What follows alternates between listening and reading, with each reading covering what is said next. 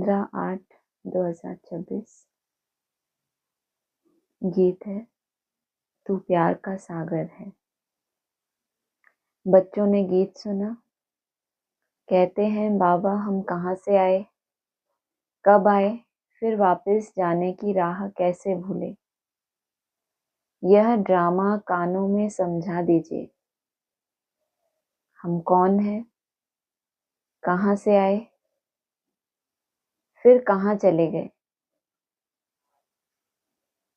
एक ज्ञान की बूंद तो दे दो, क्योंकि ज्ञान सागर है ना, ज्ञान का सागर है, तो मांग रहे हैं केवल एक बूंद, और वो भी हमको हमारे कानों में दे दो कि हम कहाँ से आए थे, कहाँ राह भूले। कान में क्या दिया जाता है, मंत्र दिया जाता है। तो यहाँ बाबा ने एक बूंद कौन सी बताई, ज्ञान सागर की एक बूंद मिलने से तुम विश्व के मालिक बनते हो। एक बूंद अर्थात पहले पहले बाबा ने बताया मन मना भाव। अभी बच्चे जानते हैं हम आत्माएं कहाँ की रहने वाली हैं, फिर बाप को और अपने स्वर्ग को कैसे भूले और कैसे आकर यहाँ दुखी हुए, यह राज कानों में सुनाओ। अब बाप ज्ञान का सागर भी है, पवित्रता का सागर भी है, प्रेम का सागर भी है, शांति का, सुख और संपत्ति का सागर भी है। अभी बेहद के बाप द्वारा यह सब बातें समझते हैं। आदि में कहाँ से आए, फिर मध्य में क्या हुआ जो हम रास्ता भूल दुखी हुए। फिर अब बाप को कहते हैं बाबा हमको रास्ता बताओ, हम अपने सुख धाम शांति धाम में जाएं।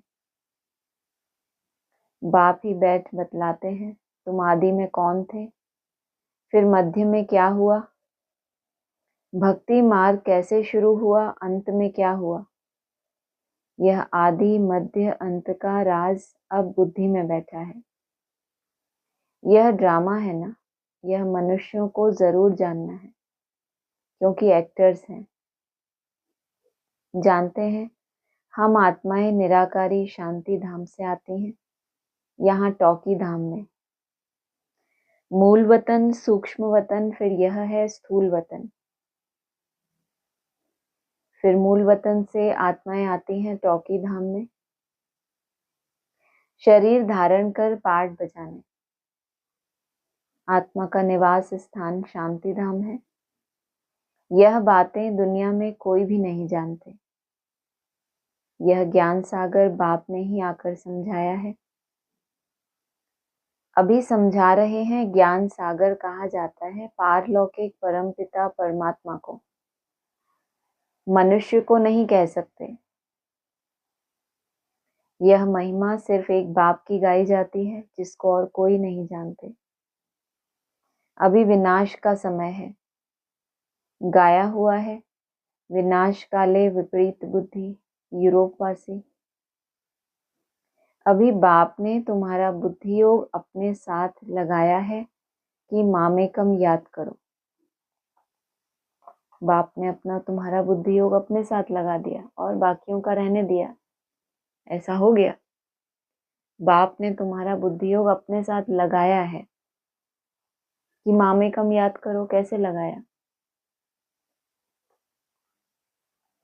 तुमको अपनी पहचान दी, तुमको उसका पता चला, नहीं तो तुम भी क्या कहते, निराकार है, सर्वव्यापी है, जानी जाननहार है। फिर तुमको उसके होने का कोई एहसास ही नहीं। मैं मुसलमान हूँ, हिंदू हूँ, बौद्धी हूँ, यह सब देह के धर्म है। आत्मा तो आत्मा ही है। बाप समझाते हैं देह के सब धर्म छोड़ अपने को आत्मा समझ मुझ बाप को याद करेंगे तो पतित से पावन बन जाएंगे। बाप कहते हैं इस देह को भी भूलो। यह सबके लिए बाप का पैगाम है। देह सहित देह के जो संबंध है सबको भूलो। मैं आत्मा हूँ, हम सब ब्रदर्स का बाप एक है। यह ब्रह्मा भी कहेंगे हम आत्मा हैं, तो सब भाई भाई हो गए। इस समय सब भाई भाई पतित दुखी हैं, सब काम चिता पर चढ़ भस्म हो पड़े हैं। जब द्वापर के आदि में रावण राज्य शुरू होता है तो फिर तुम वाम मार्ग में जाते हो, तभी फिर और धर्म शुरू होते हैं। आधा समय तुम पवित्र रहते हो, फिर आधा में तुम पतित बनते हो। 21 जन्म भारत में ही गाए जाते हैं। कुमारी वह जो 21 कुल का उद्धार करे, कुमारी का मान है। तुम भारत का तो क्या सारी दुनिया का उद्धार कर रहे हो। तुम जानते हो हम सब आत्माएं शिव बाबा के बच्चे हैं तो कुमार ही ठहरे। भाई बहन तब होते हैं जब प्रजापिता ब्रह्मा की औलाद बनते हैं। यह तुम बच्चों को ज्ञान है। हम आत्माएं सब भाई भाई हैं, सब बाप को पुकारते हैं, हे पतित पावन आओ। यहाँ रावण राज्य से दुख से हमको लिबरेट करो, फिर हमारा गाइड बन हमको वापस ले चलो। हमारे दुख हरो, सुख दो। अभी तुम समझते हो बरोबर बाबा आया हुआ है, हमको इस कलयुगी रावण राज्य से छुड़ाए साथ ले चलेंगे। बाप जानते हैं सभी आत्माएं पतित हैं, इसीलिए शरीर भी पतित है। आत्मा को ही पावन बनाकर ले जाते हैं निर्वाण धाम में। पास्ट से प्रेजेंट फिर फ्यूचर होगा, आदि मध्य अंत फिर आदि।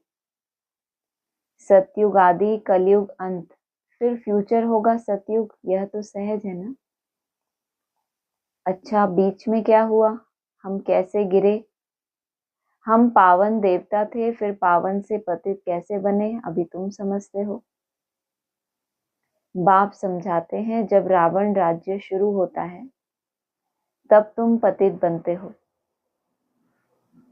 अब फिर तुमको भविष्य देवता बनाने आया हूं। इसमें डिफिकल्टी की कोई बात नहीं। बाप कहते हैं तुमको इस विषय सागर से पार ले जाते हैं। गाते भी हैं, नैया मेरी पार लगाओ। सभी पुकारते हैं एक बाप को, हमारी नैया जो डूबी हुई है उनको क्षीर सागर में ले चलो। उनको खिवैया बागवान भी कहते हैं। अभी कांटों के जंगल में पड़े हैं हमको फिर फूलों के बगीचे में ले चलो। देवताएं फूल है ना, अभी सब हैं कांटे, एक दो को दुखी देते रहते हैं। देवता कभी किसी को दुख नहीं देते, वहां तो सुख ही सुख है। वह तो सिर्फ गाते हैं, तुम यहाँ प्रैक्टिकल सुन रहे हो। कहते हैं बाबा हम कहाँ से भूले, इस सृष्टि चक्र को हम कैसे भूले। सतयुग त्रेता में यह नहीं जानते, क्योंकि वहां तो हम सुखी थे। फिर दुखी कब हुए, जब रावण राज्य शुरू हुआ। भारतवासी रावण को जलाते ही रहते हैं जब तक उनका विनाश नहीं हुआ है। वैसे तो वर्ष वर्ष रावण को जलाते हैं, बाबा कहते हैं अगले वर्ष फिर और भी बड़ा होता जाता है। लेकिन भारतवासी रावण को जलाते ही रहते हैं, कब तक, जब तक पूरी तरह उसका विनाश ना हो जाए। फिर सतयुग में थोड़े ही हर वर्ष जलाएंगे। यह है भक्ति मार्ग। अभी रावण का राज्य खलास होना है। भक्ति मार्ग में रावण को हर वर्ष जलाते हैं, परंतु मरता ही नहीं। अभी रावण तुम्हारे आगे जैसे मर गया। बाबा कह रहे हैं अभी रावण तुम्हारे आगे जैसे कि मर गया। जैसे मर गया अर्थात माना ना के बराबर है उसका अस्तित्व। अभी वो कोई उसमें ताकत नहीं है कि तुम्हारा आप सामना करे, लेकिन पूरी तरह भस्म नहीं हुआ है। तुम जानते हो रावण राज्य अब खत्म होना है। 5 भूतों का सिर काटा जाता है। पहले पहले काम के सिर को काटते हो। काम ही महाशत्रु है। बाप कहते हैं इन 5 भूतों पर विजय पाने से ही तुम विश्व पर जीत पाएंगे। मनुष्य खुद भी कहते हैं हम पतित हैं, इसीलिए बुलाते हैं, पतितों को पावन बनाने आओ। आत्मा बुलाती है, हे पतित पावन, हे बाबा खिवैया, रहम दिल बाबा आओ। बाप कहते हैं मैं कल कल्प आता हूँ, कैसे आता हूँ यह कोई नहीं जानते। गीता में भी है, भगवान ने आकर राजयोग सिखाया है, परंतु भगवान कौन है, कब आया, यह किसको पता नहीं। गीता को तो खंडन कर दिया है। श्री कृष्ण को द्वापर में ले गए हैं, द्वापर के बाद तो दुनिया और ही पतित होती है। तो द्वापर में श्री कृष्ण ने आकर क्या किया? मनुष्य तो कुछ भी समझते नहीं, बिल्कुल ही अनराइटियस हैं। सतयुग में होते हैं राइटियस। तुम अभी अनराइटियस से राइटियस बनते हो। बाप समझाते हैं तुम ही संपूर्ण निर्विकारी पूज्य थे, तुम ही अब विकारी पुजारी बने हो। आपे ही पूज्य, पहले तुम पूज्य थे 21 जन्म तक, फिर पुजारी बने हो। सतयुग में 8, त्रेता में 12 जन्म लेते हो। बाप ही बतलाते हैं तुम पतित कैसे बने, कब से गिरे।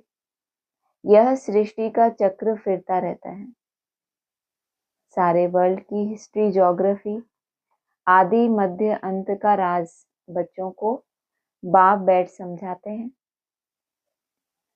सब एक रस तो नहीं समझेंगे, नंबरवार ही समझते हैं। बाप कहते हैं मैं आकर किंगडम स्थापन करता हूं। अब तुमको सर्वगुण संपन्न बनना है, तब तक सतयुग में जा नहीं सकते। बनना यहाँ है, फिर भविष्य में जाकर तुम राज्य करेंगे। उसके बीच में सब विनाश हो जाएगा, विनाश भी देखेंगे जरूर। बनना यहाँ है तुमको, और भविष्य में जाकर राज्य करेंगे, और बीच में विनाश। लेकिन वो विनाश भी तुमको देखना है जरूर। तो विनाश में तुम्हारा विनाश होगा तो कैसे देखेंगे? लेकिन तुमको बनना भी है, विनाश भी देखना है, फिर भविष्य में जाकर राज्य करेंगे। तुम प्रैक्टिकल में अपना पार्ट बजाएंगे। तुमको थोड़े ही पता पड़ता है आगे क्या होगा। जो कल पहले हुआ होगा वही होगा। तुमको टोटल बताया जाता है स्थापना और विनाश होना है। विनाश कैसे होगा वह तो जब होगा तब देखेंगे। दिव्य दृष्टि से विनाश तो देखा है, आगे चल प्रैक्टिकल भी देखेंगे। स्थापना का भी साक्षात्कार दिव्य दृष्टि से किया है, और प्रैक्टिकल भी देखेंगे। बाकी जास्ती ध्यान में जाना भी ठीक नहीं, फिर वैकुंठ में जाकर डांस करने लग पड़ते हैं। न ज्ञान न योग, दोनों से वंचित हो जाते हैं। कौन? जो ध्यान में जाकर दिव्य दृष्टि से साक्षात्कार करते हैं, फिर वैकुंठ में जाकर रास भी करते हैं। ध्यान में जाने की कोई दरकार नहीं, यह तो भोग सिर्फ लगाया जाता है। तुम ब्राह्मण वहां जाते हो, देवताओं और ब्राह्मणों की महफिल लगती है। वो ध्यान में जाने वाले तो गए सिर्फ भोग लगाने के लिए, और वहीं पर माया ने प्रवेश कर लिया तो न ध्यान रहा, न ज्ञान रहा, न योग रहा। तुम ब्राह्मण वहां जाते हो कैसे? कहाँ जाते हो? सूक्ष्म वतन में, वहां ब्राह्मणों की और देवताओं की महफिल लगती है। यहाँ तुम पियर घर में बैठे हो, फिर तुमको लायक बनाया जाता है विष्णुपुरी जाने के लिए। कन्या की जब सगाई करते हैं तो उनको समझाया जाता है ससुर घर में कैसे चलना, सबसे प्यार से चलना, झगड़ा नहीं करना। तो यहाँ अभी कहाँ बैठे हो? पियर घर में। तो तुमको बाबा मुरलियों में इतनी समझानी क्यों देते हैं? जाना कहाँ है तुमको? हाँ, ससुर घर तो जाना है, उससे पहले महफिल भी लगनी है सूक्ष्म वतन में। यह भी हूबहू ऐसे है। बाप कहते हैं तुमको सर्वगुण संपन्न यहाँ बनना है। स्वर्ग में यह लड़ाई झगड़े आदि होते नहीं। अभी तुम विष्णुपुरी ससुर घर जाते हो, वहां है महान वैष्णव। उन जैसे वैष्णव सृष्टि पर होते ही नहीं। कितने वैष्णव कहलाते हैं। लेकिन तुम जिस विष्णुपुरी में जा रहे हो, ससुर घर है वो, उसको क्या कहा? वहां कैसे वैष्णव है? साधारण नहीं, महान वैष्णव है। उन जैसे वैष्णव सृष्टि पर होते नहीं। वैष्णव देवताएं विकार में थोड़े ही जाते हैं। विकार है हिंसा। कहा जाता है अहिंसा परमो देवी देवता धर्म। भी तुम जानते हो, हम पियर घर में बैठे हैं, अभी हमको विष्णुपुरी में जाना है। जानते हो वहां बहुत सुख होता है। शादी के पहले कन्या फटा हुआ कपड़ा पहनती है, जिसको वनवाह कहते हैं। तुम्हारे पास भी अभी क्या है? कुछ भी नहीं। यह तो ठिक्कर भीतर है। यहाँ तुमको कोई भी जेवर आदि पहनने की दरकार नहीं। परंतु कहते हैं गृहस्थ में रहना है, शादी आदि में जाना पड़ता है, तो जेवर आदि भी भल पहनो, मना नहीं है। नहीं तो कहेंगे विधवा जेवर नहीं पहनती, नाम बदनाम होगा। तब बाबा कहते हैं नाम बदनाम नहीं करना। कुछ भी पहनो, अपने को आत्मा समझ, बाप को याद करो, जाओ भल कहाँ भी। यह मंत्र याद रखो। यह परीक्षा लो, हम याद में रहते हैं। यहाँ हम जाते हैं बाबा के डायरेक्शन से। उनके साथ भी तोड़ निभाना है, परंतु हथ काटे दिल यार्डे तो समझेंगे यह मजबूत है। जेवर आदि पहन शादी पर भल जाओ, इकट्ठे रहो, लेकिन महावीर बनना है। सन्यासियों का भी दिखाते हैं ना, गुरु ने वैश्या पास भेज दिया, सर्प के पास भेज दिया। जो बहादुरी से पास हो दिखाते हैं, उनको महावीर कहा जाता है। बाप की याद में रहेंगे तो फिर कोई कर्मेंद्रियों से चंचलता नहीं होगी। बाप को भूले तो कर्मेंद्रियां चंचल होंगी। विश्व के तुम मालिक बनते हो, यह कम बात है क्या? सन्यासी इन बातों को बिल्कुल नहीं जानते। शास्त्रों में भल कुछ बातें हैं, परंतु खंडन कर दिया है। भगवान वाच, मैं तुमको राजयोग सिखाता हूँ। जब तक जीते रहेंगे ज्ञान अमृत पीते रहेंगे, सुनते रहेंगे। राजधानी स्थापन हो जाएगी। बच्चों को घड़ी घड़ी शिक्षा दी जाती है, एक बाप को याद करो, दैवी लक्षण सीखो। जब तक जीते रहेंगे तो ज्ञान अमृत पीना और सुनना तो एक ही बात है ना।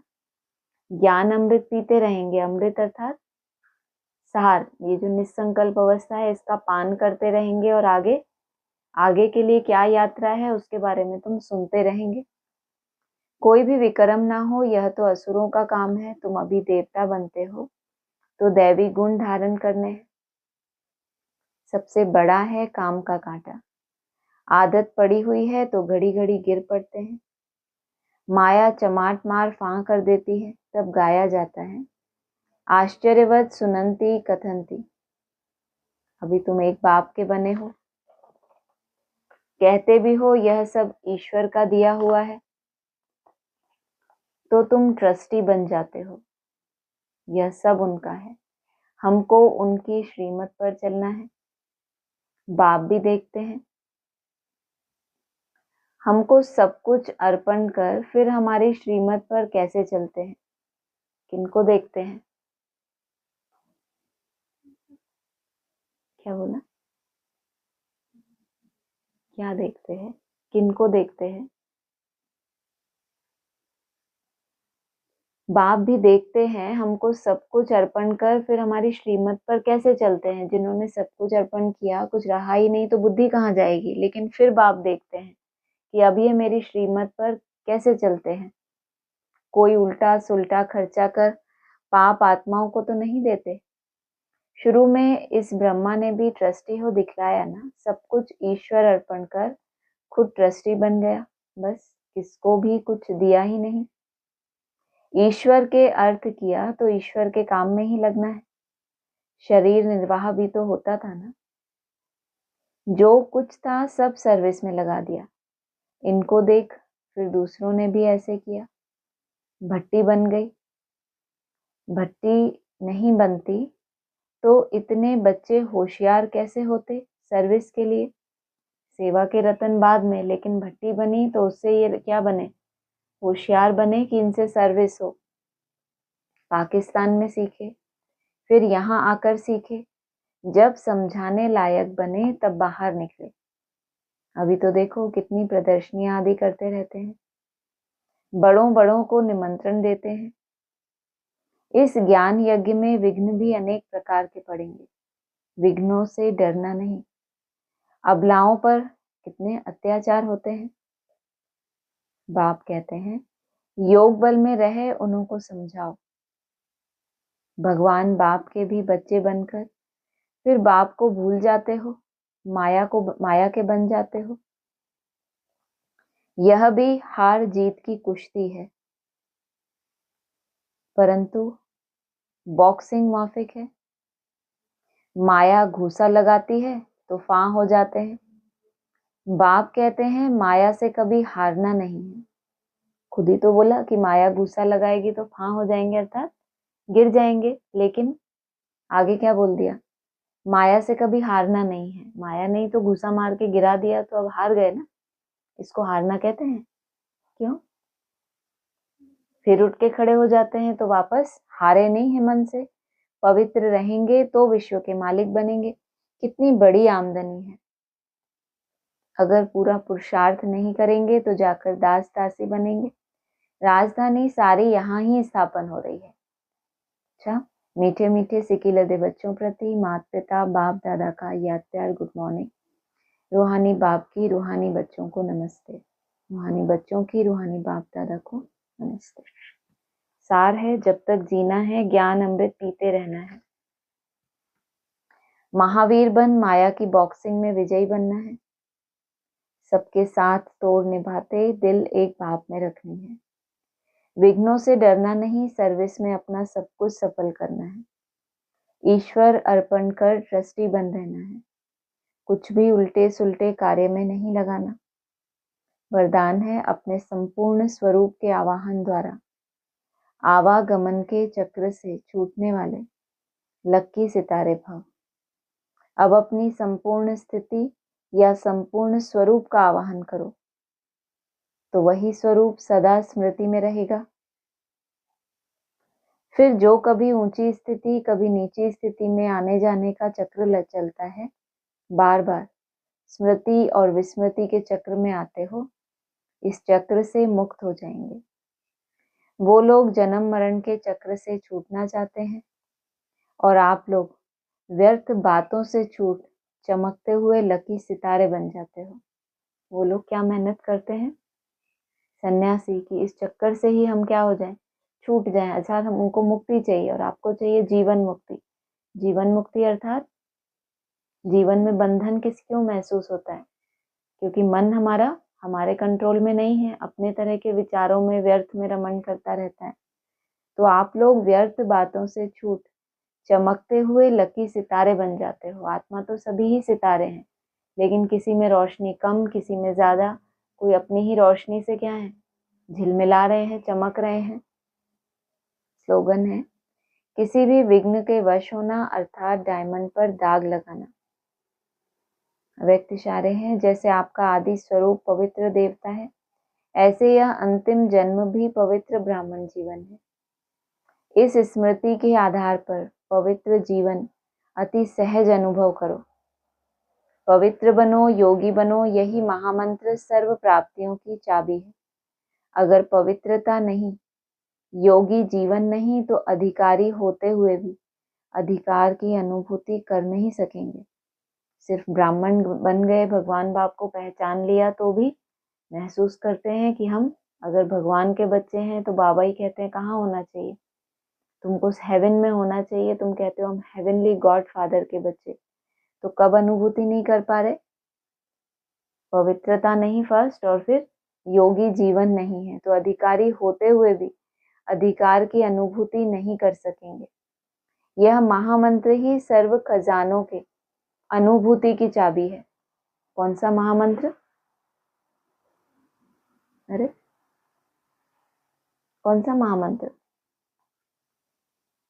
पवित्र बनो, योगी बनो। अच्छा, ओम शांति। साकार मुरली पॉइंट्स हैं। 8 मई 2025। लक्ष्मी नारायण का सारे विश्व पर राज्य था। पूज्य थे सो फिर पुजारी बने हैं। गाया भी जाता है आपे ही पूज्य आपे ही पुजारी। अब तुम्हारी बुद्धि में यह होना चाहिए, यह नाटक तो बड़ा वंडरफुल है। नाटक को तो सबने जान लिया, सतयुग त्रेता द्वापर कलयुग, 12 8 12 फिर 21 42 सबने जान लिया। बाबा कह रहे हैं नाटक बड़ा वंडरफुल है। कैसे हम 84 जन्म लेते हैं उनको कोई नहीं जानते। जो नहीं जानते तो उनके लिए कोई वंडर नहीं है, उनके लिए साधारण बात है। सबसे बेसिक बात है कि हम ऐसे ऐसे चक्कर में आते रहे। तो कैसे हम 84 जन्म लेते हैं यह कोई नहीं जानते। अगला है यहाँ बच्चियां बैठती हैं प्रैक्टिस के लिए। वास्तव में यहाँ संदली पर बैठना उनको चाहिए जो देही अभिमानी बन बाप की याद में बैठे। अगर याद में नहीं बैठेंगी तो वह टीचर कहला नहीं सकती। याद में शक्ति रहती है, ज्ञान में शक्ति नहीं है। इसको कहा ही जाता है याद का बल। योग बल सन्यासियों का अक्षर है। हमको बाबा क्यों याद दिलाते हैं? ये तो टीचर बनने की बात हुई कि टीचर तब बन सकेंगे, पहले भी बोला ना मुरली में। आदि में भट्टी बनी तो इतना समय भट्टी में पड़े, पाकिस्तान में भी सीखे, फिर यहाँ आकर भी सीखे, उसके बाद तैयार हुए किसके लिए? सर्विस करने के लिए, माना टीचर बनने के लिए। तो उससे पहले टीचर बनने से पहले क्या किया उन्होंने? देही अभिमानी बनने की लंबा समय प्रैक्टिस की है, तब वो टीचर कहला सकते हैं। ज्ञान में शक्ति नहीं है। शक्ति किसमें है? क्योंकि ज्ञान तो सबके पास है, लेकिन सब उतने शक्तिशाली क्यों नहीं होते? क्योंकि शक्ति है याद में। योग बल सन्यासियों का अक्षर है। क्यों? क्योंकि तुम कौन सा सन्यास धारण करते हो? सब संकल्पों का सन्यास करने वाले ही क्या होते हैं? हाँ, वो ही असली योगी हैं जिसने सब संकल्पों का सन्यास किया। अभी तुम बच्चे जानते हो हम भारतवासी सारे विश्व के मालिक थे। तुमको विश्व का राज्य सिर्फ याद बल से मिला था, अब फिर मिल रहा है। कल्प मिलता है सिर्फ याद के बल से। पढ़ाई में भी बल है लेकिन सेकेंडरी। पहले क्या बोला? तुमको राज्य भाग्य मिला था सिर्फ याद के बल से। ड्रामानुसार बाबा ने रथ भी अनुभवी लिया है। गायन भी है गांव का छोरा। श्री कृष्ण गांव का छोरा कैसे हो सकता? वह तो सतयुग में था। उनको तो झूलों में झुलाते हैं, ताज पहनाते हैं। फिर गांव का छोरा क्यों कहते हैं? गांव के छोरे श्याम ठहरे। अभी सुंदर बनने आए हो और श्री कृष्ण के लिए क्या बोल दिया? वो गांव का छोरा कैसे हो सकता है? और पहले ड्रामानुसार बाबा ने रथ भी अनुभवी लिया है, गायन भी है गांव का छोरा। श्री कृष्ण गांव का छोरा कैसे हो सकता? वह तो सतयुग में था। उनको तो झूलों में झुलाते हैं, ताज पहनाते हैं। फिर गांव का छोरा क्यों कहते हैं? माना अनुभवी किसको कहेंगे? पहले गांव का छोरा हो, जैसे ब्रह्मा बाबा का हिस्ट्री थी ना लौकिक, ये एकदम गरीबी देखी, अन्न बेचा, सब करते थे, साइकिल पे कहते हैं ना अन्न बेचते थे चारों तरफ, और फिर उसके बाद एकदम जौहरी, तो क्या कहेंगे? इसको कहते हैं अनुभवी। जिनको केवल जन्म लेके उस दुनिया में आके झूले ही झूलने हैं, तो वो अनुभवी कैसे कहेंगे? तो बच्चे हैं जिनको साक्षात्कार हो गया कि आप प्रिंस बनेंगे, आप इतने ऊंचे बाप के बच्चे हैं, आपको ऐसे ऐसे वर्षा मिलना है। तो गांव के छोरे शाम ठहरे, अभी सुंदर बनने आए हो। 9 मई 2025 का है। यह बेहद का बाप तो गुप्त है। तुम बच्चे समझते हो शिव बाबा ऊंच से ऊंच है, उनसे ऊंच कोई है नहीं। धर्मराज भी उनके साथ है, क्योंकि भक्ति मार्ग में क्षमा मांगते हैं। हे भगवान क्षमा करना। अब भगवान क्या करेंगे? यहाँ गवर्नमेंट तो जेल में डालेगी। वह धर्मराज गर्भ जेल में दंड देते हैं। दंड जो देता है उसी से क्षमा मांगेंगे। भगवान तो क्या है, प्यार का सागर है, वो कैसे दंड देंगे। बोला धर्मराज उनके साथ है क्योंकि भक्ति मार्ग में क्षमा मांगते हैं। भक्ति मार्ग अर्थात जिन्होंने भक्ति मार्ग की तरह माना है लेकिन जीवन में कोई परिवर्तन नहीं है। ज्ञान मार्ग अर्थात जीवन में धारणा होना। तो भक्ति मार्ग वाले क्षमा मांगते हैं। वो गवर्नमेंट जेल में डालती है और धर्मराज गर्भ जेल में दंड देते हैं।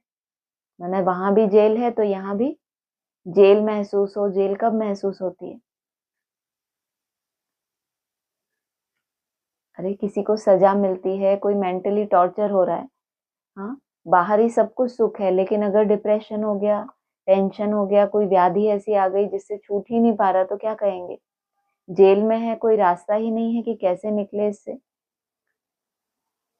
तो गर्भ जेल में दंड देते हैं, भोगना भी भोगनी पड़ती है, जिसको कर्म भोग कहा जाता है। अभी तुम जानते हो कर्म भोग कौन भोगते हैं, क्या होता है।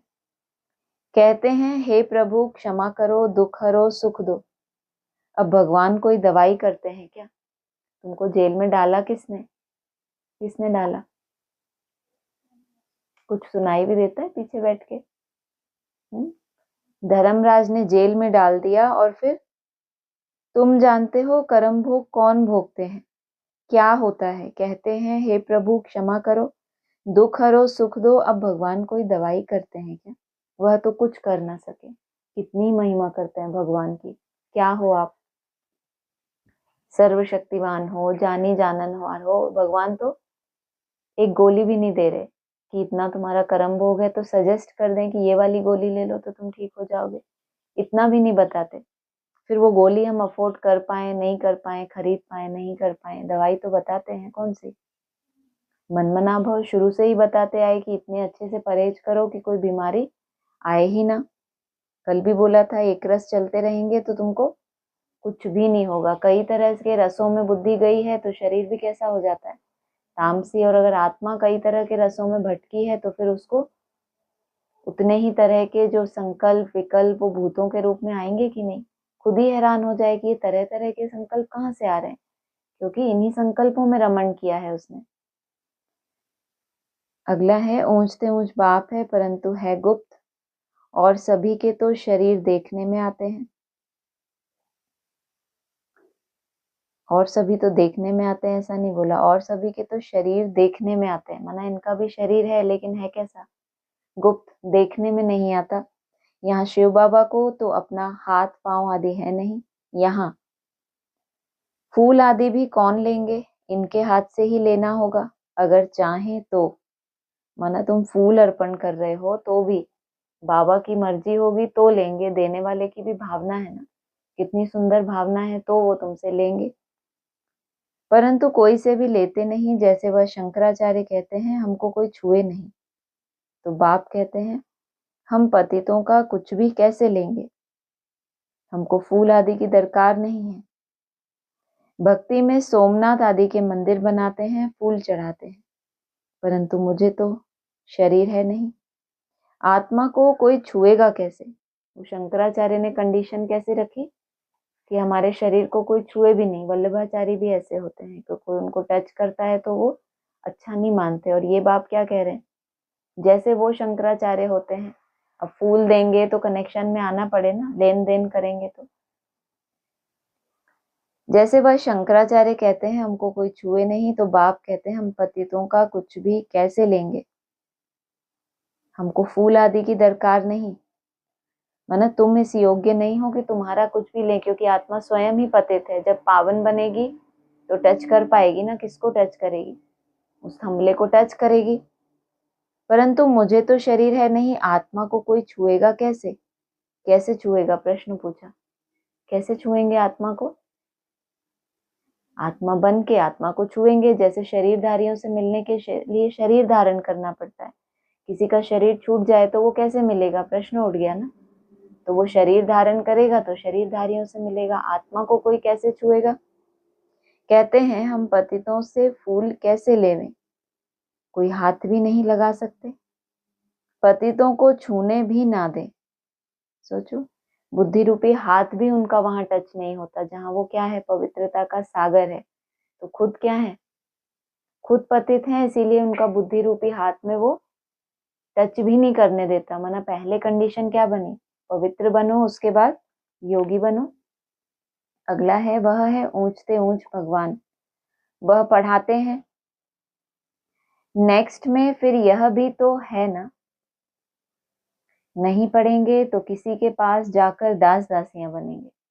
माना साहूकारों के भी दास दासी होते हैं, रॉयल फैमिली में भी दास दासी, कहीं ना कहीं जाकर तुम दास दासी बनेंगे। क्यों? पढ़े ही नहीं। क्या शिव बाबा के पास दास दासी बनेंगे? पूछा। बाप तो समझाते हैं। पढ़ते नहीं हो तो जाकर सतयुग में दास दासियां बनेंगे। जो कुछ भी सर्विस नहीं करते, खाया पिया और सोया, वह क्या बनेंगे? बुद्धि में तो आता है ना क्या बनेंगे, हम तो महाराजा बनेंगे। हमारे सामने भी नहीं आएंगे। जैसे पीछे बोला कि वो छू भी नहीं सके शिव बाबा को, तो ये ऐसे वाले, ऐसी कैटेगरी है जिनको दास दासी बनना है, वो जो महाराजा बनने वाले हैं उनके सामने भी नहीं आ सकते। खुद भी समझते हैं ऐसे हम बनेंगे, परंतु फिर भी शर्म कहाँ है। हम अपनी उन्नति कर कुछ पा लें, समझते ही नहीं। तब बाबा कहते हैं ऐसे मत समझो, यह ब्रह्मा कहते हैं, हमेशा शिव बाबा के लिए समझो। शिव बाबा का तो रिगार्ड रखना है ना, उनके साथ फिर धर्मराज भी है। ब्रह्मा के समझते हैं, ये ब्रह्मा हमको इशारा देते हैं जो अपनी उन्नति करो, ऐसे करो।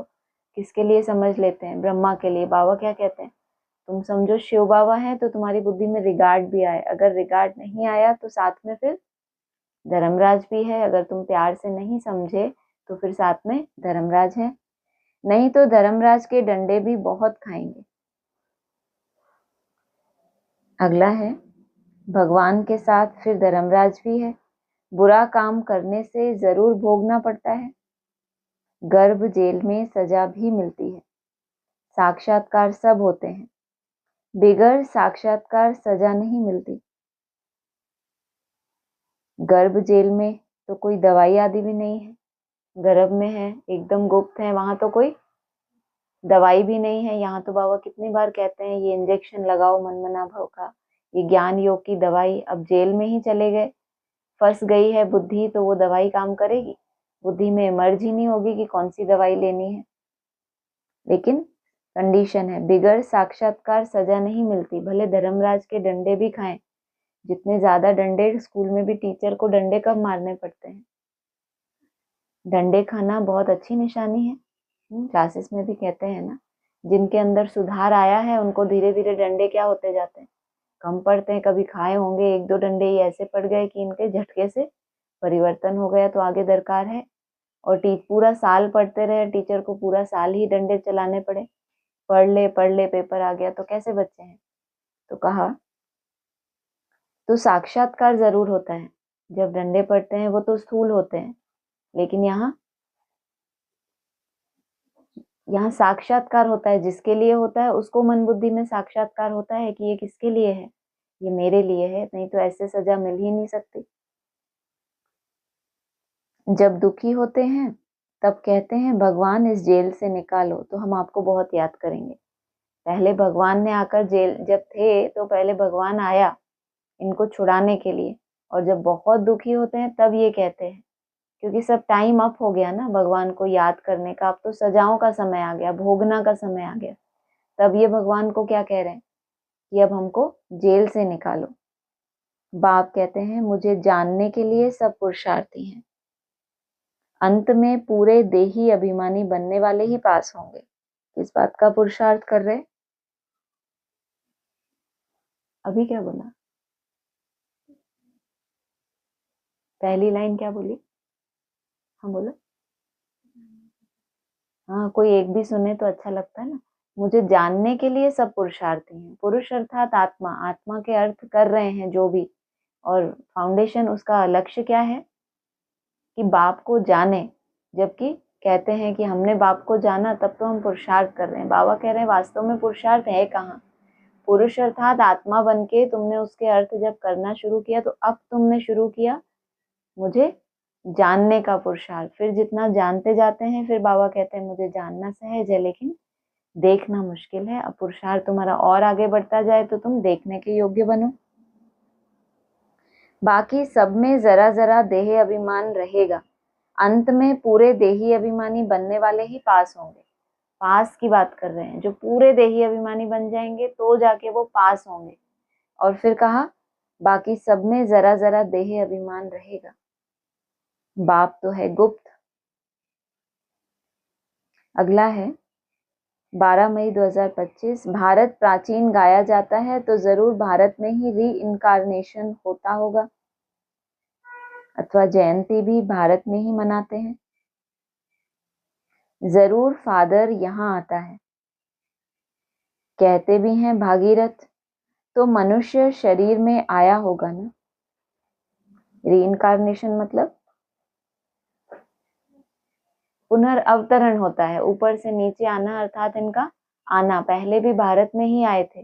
जो अपना भक्ति मार्ग में भी कर्तव्य किया है बाप ने, वो कहाँ किया? भारत में ही किया। लेकिन अब जब प्रैक्टिकल में जिन देवताओं को तैयार करना है तो उनके लिए भी कहाँ आना पड़ता है? भारत में ही आना पड़ता है।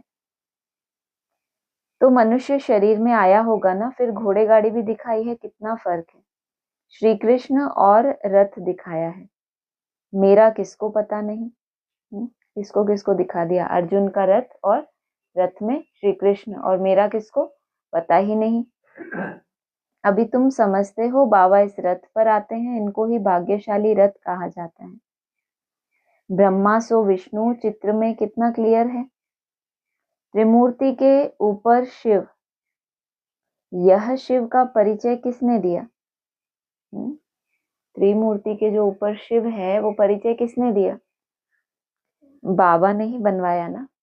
ये चित्र था तो पहले से ही, आदि से ही है त्रिमूर्ति का चित्र, और ऊपर में शिव भी है। लेकिन पूछ रहे हैं त्रिमूर्ति के ऊपर शिव, उस तरफ ध्यान गया कभी किसी का? तो वो शिव का परिचय किसने दिया? बाबा ने ही बनवाया ना। पहले तुम्हारी बुद्धि में फ्रेम किया कि ये भी एक चित्र है, तब फिर प्रैक्टिकल तुम पुरुषार्थ करते हो। अगला है तुमको वनवास मिला हुआ है, जंगल में बैठे हो ना। वन जंगल को कहा जाता है। कन्या की जब शादी होती है तो वन में बैठती है, फिर महल में जाती है। तुम भी जंगल में बैठे हो। अब ससुर घर जाना है, इस देह को छोड़ना है। एक बाप को याद करो, जिनकी विनाश काले प्रीत बुद्धि है, वह तो महल में जाएंगे। बैठे हैं सब जंगल में। जंगल अर्थात वैराग की निशानी, जंगल अर्थात एकांत की निशानी, और महल, हाँ, महल अर्थात वैकुंठ, महल अर्थात सुख की निशानी है। जंगल अर्थात शांति, एकांत। लेकिन जिनकी विनाश काले प्रीत बुद्धि होगी वह महल में जाएंगे। बाकी विपरीत का है वनवास। माना तुमने लंबा समय जंगल में वास किया, आदि में भी कहा ना, पहाड़ों की तरफ ही क्यों ढूंढा? आबू जो ढूंढा, ये एकदम एकांत स्थान क्यों ढूंढा? क्योंकि जिनके अंदर वो तपस्या के संस्कार होते हैं, तो पढ़ाई का स्कूल शहर से दूर होना चाहिए। इनके अंदर ये संस्कार हैं, आदि से ही भट्टी में पड़े हैं, तो ड्रेस ही इनकी सफेद हो गई है। बाकी जिनकी विपरीत बुद्धि है उनको तो मिलता है वनवास। अपनी इच्छा से एकांतवास करना, तपस्या में रहना, और फिर वनवास मिले आपको कि आपकी सजा है कि इतने साल ऐसे ऐसे तपस्या करो, पड़े रहो परम धाम में। अगला है हम जैसे कि याद की अग्नि में पड़े हैं, जिससे विक्रम विनाश होते हैं। एक बाप से प्रीत बुद्धि होना है। सबसे फर्स्ट क्लास माशूक है जो तुमको भी फर्स्ट क्लास बनाते हैं। कहाँ थर्ड क्लास में बकरियों मिसल ट्रेवल करना, कहाँ एयर कंडीशन में। कितना फर्क है। यात्रा तो सभी ब्राह्मण कर रहे हैं, सबको मुक्ति में तो जाना है, इनको जीवन मुक्ति में भी जाना है, यात्रा सभी कर रहे हैं। लेकिन थर्ड क्लास की कंडीशन कैसी होती है, कितनी टक्कर होती है। जितनी ज्यादा भीड़ होगी उतना क्या होगा, टकराहट उतनी ज्यादा होगी। और समान संस्कारों वाली आत्माएं पुरुषार्थ करें तो कैसा वायुमंडल होता है। तो कहाँ एयर कंडीशन, कहाँ थर्ड क्लास, कितना फर्क है। अच्छा, ओम शांति।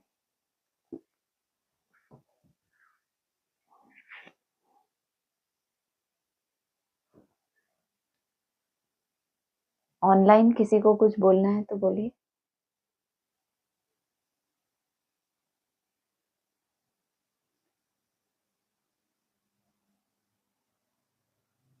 नहीं है? ठीक है, ओम शांति।